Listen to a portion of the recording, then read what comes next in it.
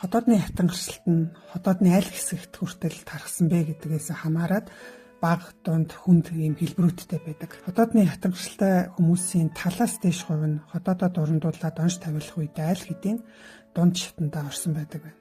Өдрийн мэнд хүргэе. За хотоодны дуран хилэж байгаа хүмүүсийн 10 хүн тутмын 6-аас 7 хотоодны архаг үргэлжлэлтэй. 2-3 аль хэдийн хотоодны хатангарчлалтай болсон. За нэг хүн болохоор гидсний эдийн солигдолтой байдаг нь судалгаагаар ажиглагддаг.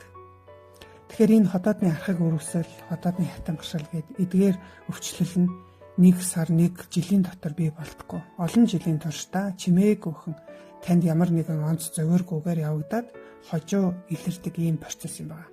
Хүмүүс хотоодны хатангаршил гэдэг энэ оншиг сонсонгуудаа сандраад хотоод нь одоо маш хүнд өвчин, эргэлшгүй өвчин тусчлаа гэдэг ингээд ерөнхийдөө твддэг. За энэ дээр гэхдээ энэ бол их хурдан явагддаггүй. Одоо хавдрал шууд шилждэггүй. Тийм учраас тайван байж болно. Гэхдээ хитрхи назаарч болохгүй. Ягаад тэгэхээр хотоодны хатангаршил, гидсний эдийн солигдол гэдэг эдгээр нь ихэвчлэн танд ямар нэгэн өвдөлт мэдрэгдэхгүй, ямар ч шинж тэмдэг мэдрэгдэхгүй, эсвэл багахан шинж тэмдэгтэй л яваад байж болдог. Одоо жишээ нь сөөргөө гэдээ аваад үзэхэд бол сөөргөтэй хүмүүс бол шууд мэдрэгдэг те. Ягаад тэгэхээр цээ чинь хорсоод мэдрэгддэг, хоолой нь гороогоод мэдэгддэг. За хотоодны шарах гэд үзэхэд шарах шалбарсгаатай хүмүүсийн хувьд бол тодорхой одоо ямар нэгэн байдлаар хоолунд тохиромжгүй ч юм уу, тэр үед бол хотоод халуун төөнөх ч юм уу, эсвэл хотоод хатуулдаж өвддөг. Тэгэхээр ийм байдлаар сөөргөө шиг хотоодны шарах шиг хүчтэй шинж тэмдэг зовир мэдрэгддэггүй учраас хотоодны хатангаршилтай, гидсний эдийн солигдолтой хүмүүс анзаарахгүйгээр яваал идэг. Зарим хүмүүс ингэж хэлдэг. За миний хотоод өмнө нь жоохон өвддөг байсан, одоо гайг болцсон гэдэг. Гэтэл энэ бол маш том эндүрэл явж идэг. Хотоодны хатангаршил хүндрэх тусмаа хотоод хүчил ялгаруулдаг тэр эсүүд нь цөөрж байгаа учраас таны хотоодны хүчил багассан байдаг.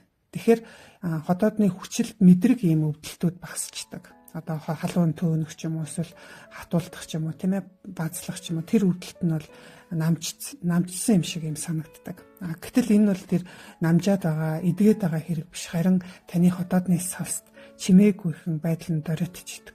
Тэгэхээр яг энэ чиглэлээр судалгаа хийдэг одоо дэлхийн тэргүүлэх зэргийн судлаачид юу гэж үздэг вэ гэхээр хотоодны хатангаршил хожуу шатандаа ирэх үед ямар нэгэн зовиор шинж тэмдэг, за энийг клиник шинж тэмдэг гэж хэлээд байдаг багтаа. За тэгээд чимээгүйхэн явцтай байдаг. Харин эд эсийн түвшинд буюу яг микроскопоор харахад л илрэх тэр гэмтлүүд нь үргэлжилсээр байдлыг уламд ордуулсаар байдаг гэж үздэг. Тэгэхээр өвдөлт багассан, ямар нэгэн зовиор мэдрэгдэхгүй байна гэдэг нь таны одоо хотоодны өвчин идэгсэн гэсэн үг биш. Харин эсвэргээрээ таны хотоодны хамгаалалтын тэр салст нь улам нэмгэрсэн, хотоодны булчирхай эсүүд нь улам цөөрсөн. Тэгээд тэр хотоодыг гэмтэж байгаа шалтгаанууд нь чимээгүйхэн таны хотоодны байдлыг доройтуулсаар байдаг юм шүү. Тийм учраас та хотоодоо жил болгон дурандуулаад ямар байна гэдгийг оншоо тавиулаад, за тэгээд хотоодыг гэмтээдэг, үргэлжлүүлдэг, цочроодог тэр хүчин зүйлс шалтгаануудыг өөрөө таньж мэдээд түүнээс ангижрахад бол байнга цаг гаргаж агаарай гэж хэлмээр байна. За ингээд танд хэрэгтэй мэдээлэл байх юм бол та хотоод гээд манай группт нэгдэж болно. Тийм бид нэр өдөр болгон шинэ мэдээллүүдийг тавьж байгаа. За та хотоодоо ангаахад мэдээлэл мэдлэг хэрэгтэй байгаа бол хотоодоо эмгүү ангаая гээд манай сургалтанд бүртгүүлж болно. Хэрвээ сонирхож байвал таны чатаар бид мэдээлэл явуулъя. За ингээд дараагийнхаа бичлэгээр утгагүй уулзцгаая. Хотоодоо эмгүү ангаацгаая.